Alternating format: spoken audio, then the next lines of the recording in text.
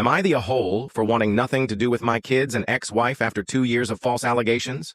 Part 1.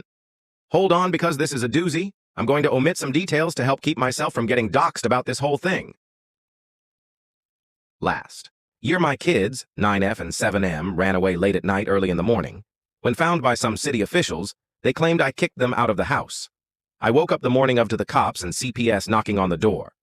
I told my side of the story from what I knew, and they had my now ex-wife tell her side while keeping us separated. The cops claim our stories don't match and end up arresting me. I bail myself out that same day and go live with my parents for a while. I'm dealing with court, scared that I'm going back to jail or prison and that I'll lose my job that I had only been at for a year. A little over a month goes by and I get a phone call to have a meeting with the CPS woman in charge of our case. My daughter ended up making more allegations against me that did not make any sense to the CPS people, and when they asked her questions, she was unable to give them answers. My son ended up breaking first and admitting the whole thing was made up, and that my daughter was the one to orchestrate everything. This reveal led to the charges being dropped and my daughter getting counseling and psychiatric help. For a while, I thought things were good. We were on our way to fix things.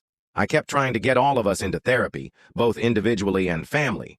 I was already in therapy due to this whole situation anyway. My ex kept dragging her feet and it never went anywhere.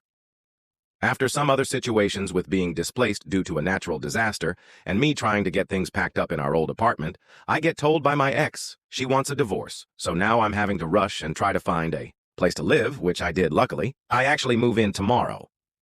On the 14th of June, I get served an emergency protection order by the county sheriff's office. I'm told it's because I allegedly hit my son and gave him a concussion while in the grocery store, where there are cameras. He had been taken to the emergency room by my ex on the 14th, but this event allegedly happened on the 10th.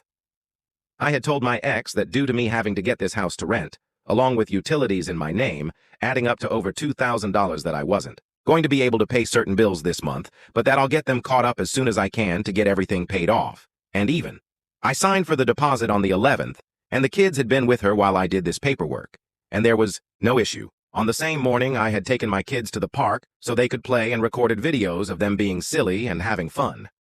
I was talking to my therapist this week, and I told her what was going on and how I felt about being around my ex or the children. It's 2 years in a row of false allegations. I want nothing to do with any of them now. I'll pay child support gladly. I had an agreement with my ex before this all happened of paying $1,000 a month, $500 per paycheck for child support. After all of this, ATA for not wanting to be around